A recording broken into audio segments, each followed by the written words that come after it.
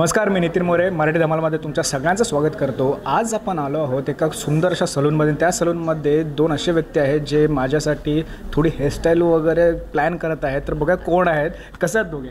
हाय, नमस्कार. मी सिद्धार्थ किरीड, म्हणजेच मल्हार, जो तुम्हाला लवकरच भेटीला येणार आहे तुमच्या राणी मी होणार या मालिकेमधनं. मी मस्त आहे, तू कसा आहेस? आम्ही सुद्धा मस्त आहेत. कसे? मस्त. तू कसा आहेस? हॅलो, मी संचिता कुलकर्णी म्हणजेच मीरा, राणी मी होणार. 21 ऑगस्टपासून तुम्हाला भेटीला येतोय तुमच्या. आणि कसं वाटतंय तुला आमच्या सलूनमध्ये? खूप भारी वाटतं. खरंच खूप सुंदर सलून आहे. सर, आपण लगेच गप्पांना सुरुवात करूया. येस. एक मुलगी आहे तुझ्या सलूनमध्ये जिचं तुझं तिच्यावर खूप प्रेम आहे आणि पण तिला राणी बनायचं. काय सांगशील त्या मुलीबद्दल? का म्हणजे असं तिला राणी बनायची हौस काय आहे? राणी ते तुम्ही तिला विचारा, ती जास्त सांगू शकेल तुम्हाला. पण म्हणजे ती सांगेलच की प्रत्येक मुलीचं स्वप्न असतं लहानपणापासूनचं की एक आता मला विचारलं आहे त्याने की बरं जाऊ दे, तिचं मी फोडत नाही, मी माझं सांग. तर येस, तिचं एक काही स्वप्न आहे राणी बनण्याचं. आणि हा एक आहे जे तुम्ही प्रोमोमध्ये बघितलं की गरीब राजकुमार वगैरे ती असं म्हणते मला. तो काही इतका गरीब नाही आहे, कारण त्याला इथे या सॅलॉनमध्ये प्रत्येक क्लायंटला तोच हवा असतो. प्रत्येक क्लायंटला त्याच्याकडूनच हेअरस्टाईल करायची असते आणि त्याला म्हणजे 4-5 हजार वगैरे तर टिप अशी त्याला मिळत असते. त्यामुळे असा गरीब वगैरे नाही आहे तुझं, ती म्हणते तसं. तसं बघायला गेलीस तर जर असं बोलला सिद्धार्थ की गरीब वगैरे ना, मग का नको? सांग. फ्रेंड झोन असं कळतं तुला. तो मित्र आहे. मित्र म्हणजे कसं, एक आपलं फॅमिलीतलं एक्सटेन्शन असतं ना. आणि मग राजकुमारची परिभाषा ही वेगळी आहे. हा काय आपला यार आहे, तर ते तसं आहे. त्यात काही पैसा कमी जास्त, हेअरस्टाईल अमकं ढमकं असं नाही आहे. राजकुमाराची परिभाषा वेगळी, मित्राची वेगळी. काय ना, मुली खूप स्वप्नाळू असतात, हे तुम्ही बघू शकता. आणि मुलं तितकीच प्रॅक्टिकल असतात.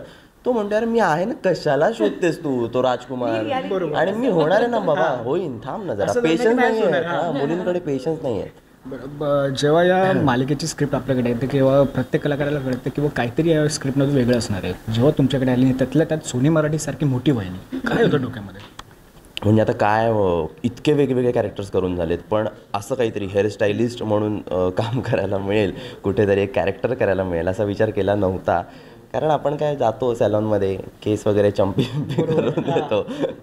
पण तेच जेव्हा स्वतःला करण्याचं जेव्हा आपल्यावर एक काम पडतं तेव्हा ते खरंच खूप अवघड आहे. कारण ते आपण विचार करतो यार कात्रीच तर पकडायची, पण नाही, त्यांची ती एक वेगळी स्टाईल असते. आणि मी ते काय बघतो ना, ते असे करतात, ते बघायला खूप सोपं वाटतं. पण ते एक टॅलेंट आहे. म्हणजे मला वाटतं एक मुलींचे केस हँडल करणं, त्यांना एक असं एक ना मॅजिक असतं त्यांच्या हातामध्ये. सो कमाल एक्सपिरियन्स आहे कुणाच्यातून. आणि आम्ही करतोय अजून, रोज आम्हाला नवीन नवीन काही गोष्टी शिकायला मिळतात. तुलाच प्रश्न विचारतो सिद्धार्थ, असं बघायला गेलं तर सॅलॉन बोललं की मुलींचा तिकडे जास्त हातखंडा असतो.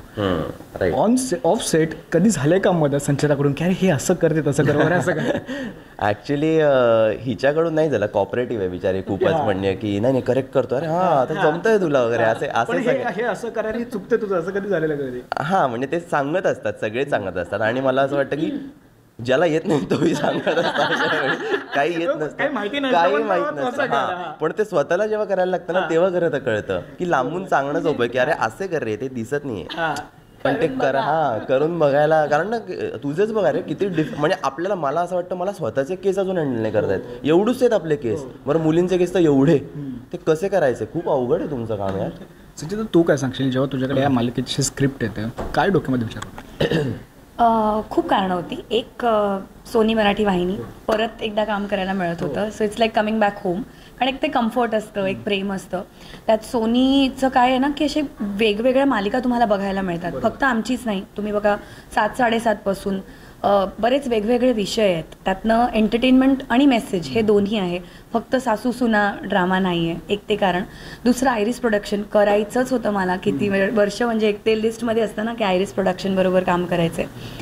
आणि तिसरं, एकदमच वेगळी भूमिका आहे. आधी केलं त्याच्यापेक्षा फार वेगळी आहे ती. मीरा, हे काम, नेल आर्टिस्ट, सगळंच. त्यामुळे ही कारणं आय थिंक अशी होती की करायचंच आहे. सिद्धार्थवर झालं आहे का काही असं प्रक्रियेवर? सिद्धार्थ जरा बस, मला तुझी हेअरस्टाईल वगैरे करून बघा, असं कधी झालं आहे का? ते तसंही चाललेलं असतं. म्हणजे इथे तर नेल आर्टिस्ट आहे, त्यामुळे फार त्याला त्याची नखं नाही मला रंगवता आली.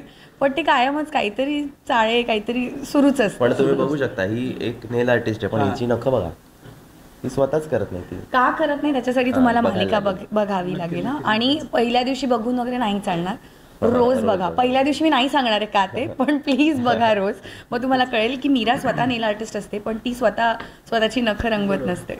बरं, तसं बघायला गेलं तर ही एका साध्या मुलाची किंवा एका साध्या मुलीची गोष्ट नसून त्यांच्यापेक्षा काहीतरी वेगळं पुढे जाऊन भेटणार आहे. काय सांगायला प्रेक्षकांना, काय वेगळं या मालिकेमध्ये बघायला मिळेल?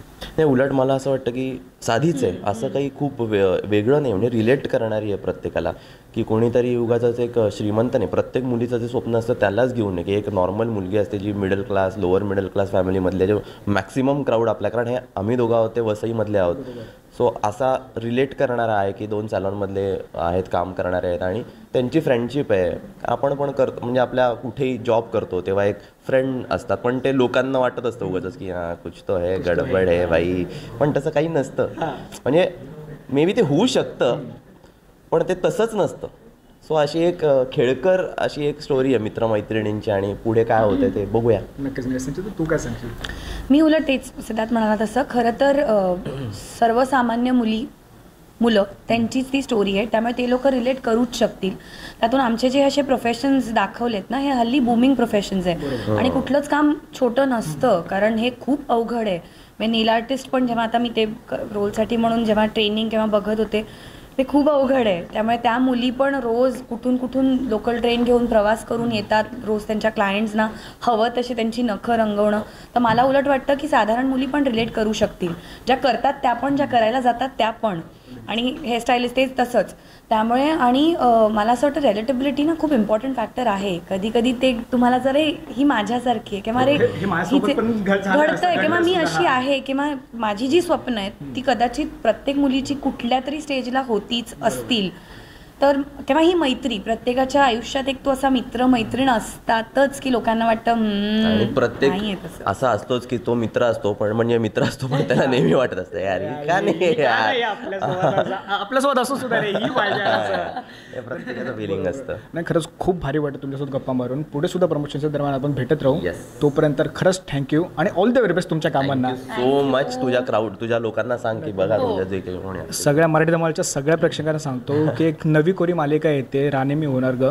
खरंच बघा तुम्ही, खरंच खूप सुंदर मालिका आहे. जाता तर प्रेक्षकांना तुम्ही काय आवाहन करा? हेच तू जे आत्ता केलं ते आमच्या मार्फत तू केलेलं आहेस, तर याचा ऐका, तुमचाच आहे आणि आम्हाला प्रतिक्रिया कळवा मुख्यतः. आणि आम्ही पण तुमचेच आहोत. सो आधी जसं प्रेम दिलंय तसं भरभरून प्रेम द्या आणि कळवत राहा, जे आवडेल ते पण, जे नाही आवडणार ते पण. सो